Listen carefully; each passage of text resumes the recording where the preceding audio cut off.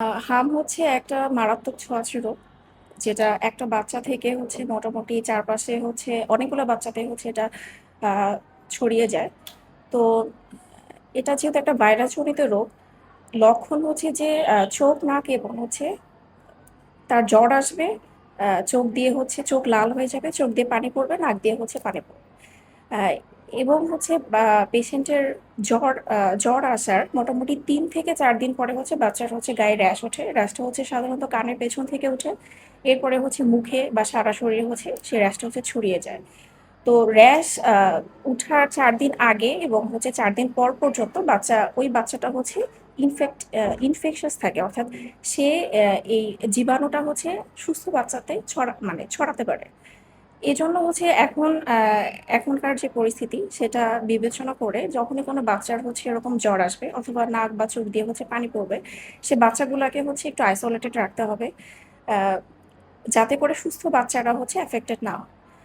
আর আহ, সব বাচ্চাকে আসলে হসপিটালে ভর্তি করার কোনো প্রয়োজন নেই। যে বাচ্চাগুলো হচ্ছে খেতে পারে, আহ, দেখা যায় যে হচ্ছে র্যাশগুলো তো হচ্ছে মুখেও আসে, মুখে হচ্ছে চূড়ান্ত পর্যায়ে হচ্ছে বাচ্চাদের ঘা হয়ে যায়, তখন তারা খেতে পারে না, খুবই ইরিটেটেড থাকে। এবং যখন চোখের ইনফেকশনটা খুব প্রচুর থাকে, বাচ্চা হচ্ছে সুন্দর মতো তাকাতে পারে না।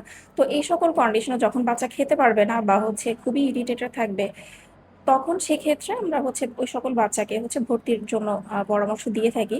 এছাড়া যেহেতু ইমিউনিটির উপরে হচ্ছে এটা ইমিউনিটি সিস্টেমটাকে হচ্ছে আরো নাজুক করে দেয়, তো রোগ প্রতিরোধ ক্ষমতা বাচ্চাদের এমনিতেও কম থাকে, তো হলে যখন এটা আরো বেশি অ্যাফেক্টেড হয়, তো সেক্ষেত্রে এই বাচ্চাগুলার নিউমোনিয়া হওয়ার একটা ঝুঁকি থাকে।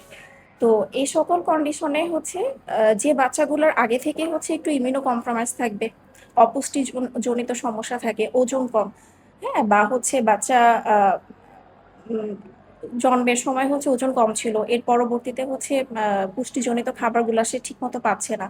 তো এই ধরনের বাচ্চাগুলার ক্ষেত্রে হামের যে জটিলতাগুলো অর্থাৎ নিউমোনিয়া সেটা হওয়ার চান্স হচ্ছে অনেক বেশি থাকে। তো আমরা ওই সকল বাচ্চাকে হচ্ছে শুধুমাত্র হসপিটালে অ্যাডমিট করব।